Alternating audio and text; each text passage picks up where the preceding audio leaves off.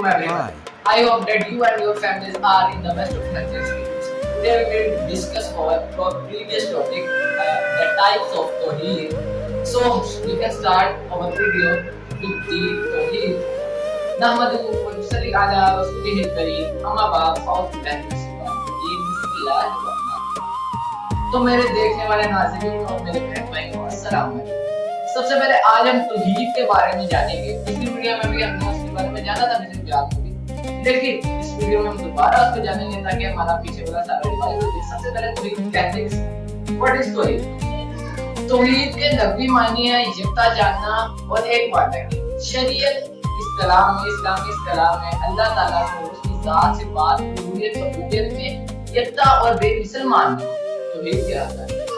مطلب اللہ تعالیٰ کو اکیلا ماننا, اس کے علاوہ کسی کو اس کے ساتھ شریک نہ کرنا, یہ ماننا کہ سب سے اونچی ذات اس کی ہے, صرف وہی عبادت کی لائق ہے, صرف وہی ہمیں رزق دیتا ہے, سب صفات میں, سب صفتوں میں, ہر چیز میں سب سے اوپر ہے, اس سے اوپر کوئی ذات نہیں ہے, کوئی ذات. اب اللہ تعالیٰ نے انسان کو ایک فطرت میں پیدا کیا. وہ فطرت کے بارے میں اللہ تعالیٰ نے ارشاد باری تعالیٰ ہے, اقیم وجہک للدین حنیفا اقیم وجہک للدین حنیفا فطرت التی فطر الناس علیہا. اس کا ترجمہ کچھ اس طرح ہے, تو آپ اپنا رخ یکسوئی کے ساتھ دین کی پر قائم رکھیے.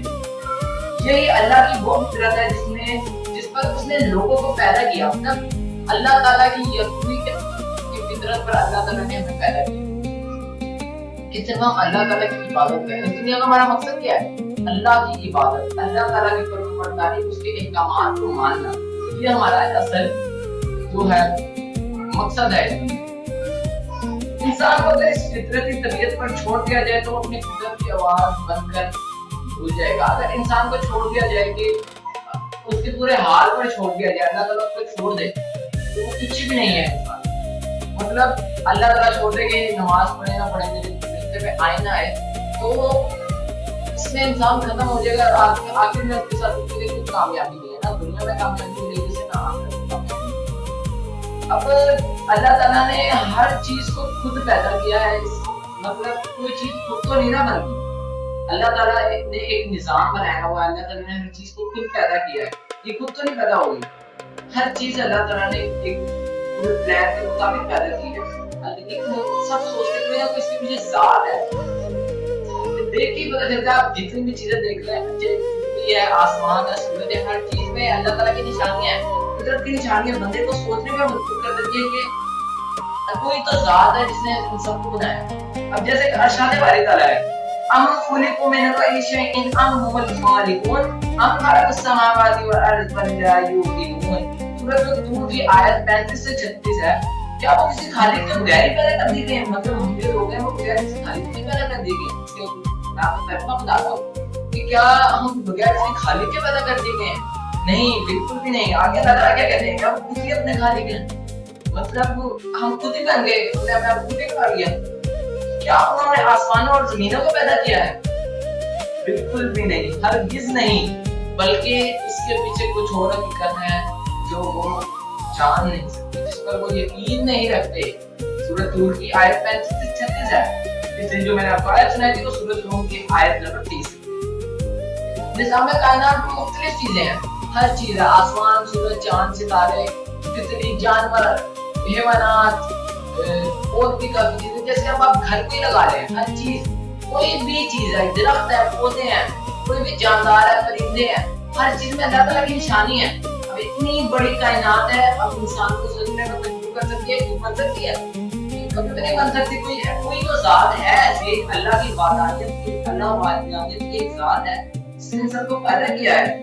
اس کے بارے میں اللہ تعالیٰ سورۃ الملک میں کچھ اس طرح فرماتے ہیں, الذی خلق الموت والحیات لیبلوکم ایکم احسن عملا وهو العزیز العلیم. الذی خلق سبع سماوات طباقا ما ترى في خلق الرحمن من تفاوت فارجع البصر هل ترى من فطور ثم ارجع البصر كرتين ينقلب اليك البصر خاسئا وهو حسير.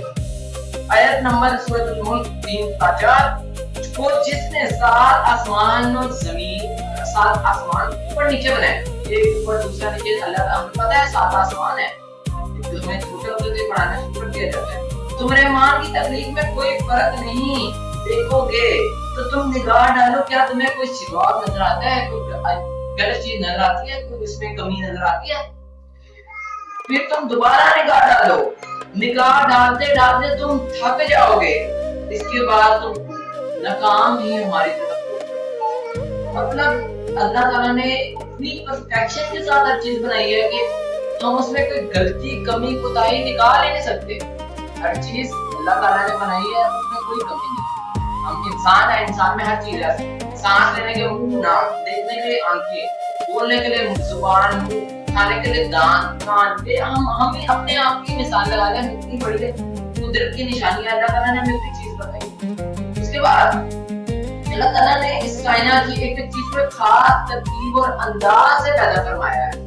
مطلب ایک ترتیب ہے, ایک آسمان اوپر ہے, نیچے اس سے نیچے اس سے نیچے. اب ایسا تو نہیں نہ ہو جاتا کہ سورج پہلے نکل جائے, رات پہلے ہو جائے, دن بعد ہو جائے, یا پھر چاند پہلے نکل جائے سورج نکلے.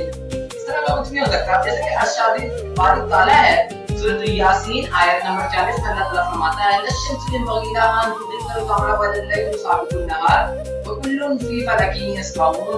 نہ شکر سے ہو سکتا ہے کہ وہ چاند کو پکڑ لے, اور نہ ہی دن سے ہو سکتا ہے کہ وہ رات کو پکڑ لے, اور سب اپنے دائرے میں تیر رہے ہیں, ایک انداز میں, ایک پراپر وے میں ہر چیز ہو رہی ہے. سورج نکلتا ہے, رات ہوتی ہے تو چاند نکل آتا ہے, اور دن ہوتا ہے تو روشنی ہو جاتی ہے, اور رات ہوتا ہے اندھیرا ہوتا ہے. یہ ترتیب بنائی گئی. یہ کائنات اس میں موجود تمام مخلوقات اپنے اپنے تخلیق کا مقصد پورا کر رہی ہیں. یہ نظام بغیر کسی خلل کے جاری اور ساری ہے, اور ان تمام چیزوں کو ترتیب اور تنظیم میں تضاد خانہ ہونا اس بات کی دلیل ہے کہ اس کائنات کو پیدا کرنے والا ایک خالق ہے, ایک ہی رب ہے. کیونکہ اگر ایک سے زیادہ خالق ہوتے تو اس کائنات کا نظام درہم برہم ہو جاتا, ہر جگہ لڑائی فساد ہوتا. ارشاد باری تعالیٰ ہے سورۃ الانبیاء آیت نمبر 22 لو کان فیہما آلہۃ الا اللہ لفسدتا وفی انفسکم الا تبصرون. اگر ان آسمان اور زمین میں اللہ تعالیٰ کے سوا بھی معبود ہوتے تو یقیناً دونوں چیزوں کا نظام درہم برہم ہو جاتا. اور تمہاری ذات میں بھی نشانیاں ہیں, تو تم کیا دیکھنے والے نہیں؟ ہماری ذات میں بھی نشانیاں ہیں. ابھی میں نے آپ کو ایگزامپل دی ہے کہ ہماری ناک, آنکھ, سانس, ٹانگ, ہاتھ, پاؤں, ہاتھ سے ہم کوئی بھی کام کرتے ہیں, ٹانگوں سے پھر ٹانگ نہ ہو تو ہم معذور ہیں. اس کے علاوہ اللہ تعالیٰ کہہ رہے ہیں کہ اگر ایک سے زیادہ خدا ہوتے تو آپس میں فساد پیدا ہوتا ہے. لوگ سوچتے کہ نہیں کہ ایک ہی خدا ہے, ایک ہی رب ہے. انسانی جسم کا ایک ایک حصہ اللہ تعالیٰ کے وجود کی ہمیں ایک وجود کے ہمیں گواہی دیتا ہے, کہ بتاتا ہے کہ اللہ تعالیٰ ہے, ہمیں بات بات بتاتا ہے. تو میرے ناظرین اب ہم بات کر لیتے ہیں توحید کی اقسام پر. توحید کی ویسے تو 4 اقسام ہیں, آگے بڑھتی جاتی ہیں, لیکن اب ہم مین 4 اقسام پر آئیں. سب سے پہلے ہے توحید فی الذات, توحید ربوبیت, توحید الوہیت اور توحید صفات. اچھا جی, اللہ تعالیٰ اپنی حقیقت اور ظاہر میں واحد اور یکتا ہے. مطلب اپنی حقیقت میں اور ذات میں واحد اور یکتا ہے, وہ بے نیاز ہے, نہ ہی اس کی کوئی اولاد ہے, نہ ہی وہ کسی کی اولاد ہے. اس کو ماننا توحید فی الذات کہتے ہیں, مطلب ذات کی توحید, یہ ماننا توحید فی الذات. اور اس کو کوئی ہمسر بھی نہیں ہے, اس کا کوئی شریک نہیں ہے, یہ تو آپ نے اپنے دماغ میں رکھا ہے. اس کے علاوہ توحید ربوبیت, توحید ربوبیت یہ ہے انسان اس بات پر ایمان لائے کہ اللہ تعالیٰ ہر چیز کا رزاق ہے, ہر چیز کو بنانے والا ہے, ہر چیز کا خالق و مالک ہے, اس میں اس کا کوئی شریک نہیں ہے. مطلب کوئی ایسی دوسری ذات نہیں ہے جو آگے میں رزق دیتی, کوئی ایسی دوسری ذات نہیں ہے جس نے آگے ہمیں بنایا ہے. صرف ایک اللہ کی ذات ہے, وہی ہم سب کو رزق دیتا ہے, اسی نے آگے ہم سب کو پیدا کیا, اسی نے ہم سب کو پیدا کیا. ترجمہ, اس کا ترجمہ ایک آپ کو آیت کا ترجمہ سنانے لگا ہوں. سورۃ الروم کی آیت نمبر 40 ہے. اللہ تعالیٰ یہ ہے جس نے تمہیں پیدا فرمایا, اسی نے تمہیں رزق عطا کیا, پھر وہی تمہیں موت دے گا, پھر وہی تمہیں دوبارہ زندہ فرمائے گا. کیا تمہیں شریکوں میں سے کوئی ایسا ہے جو ان میں سے کوئی بھی کام کر سکتا ہو؟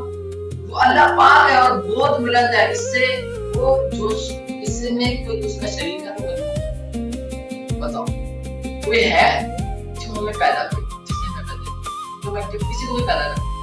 کوئی ہے جو ہمیں موت دے سکتا, کوئی ہے جو ہمیں دوبارہ پیدا کرے, کوئی ہے جو ہمیں کھانا دے سکتا, کوئی ہے اس کائنات میں جو یہ جو ہندوؤں وغیرہ کے ہوتا ہے, ان میں کہنے ہیں ان میں سے بھی آتا ہے ایسا کچھ ہے جو ان میں سے ایک بھی काम कर सकता हूँ? बिल्कुल भी नहीं। वो तो एक मुद्दा है, खड़ी हुई चीज, क्या कर सकती हो? कुछ नहीं। उसके बाद हम तौहीद उलूहियत की बात। तौहीद उलूहियत से मुराद ये है कि इस बात पर ईमान लाया जाए कि सिर्फ अल्लाह ताला ही माबूद है, भला क्या इससे अलावा कोई माबूद नहीं है, सिर्फ इबादत के लायक नहीं, इसके अलावा कोई भी इबादत नहीं, इसकी इबादत में कोई इसका शरीक नहीं है, यानी अल्लाह ताला के सिवा किसी और की इबादत करना कतई जायज नहीं, और फिर पूरी जिंदगी और अल्लाह ताला के काम के तहत गुजारना कोई जरूरी नहीं।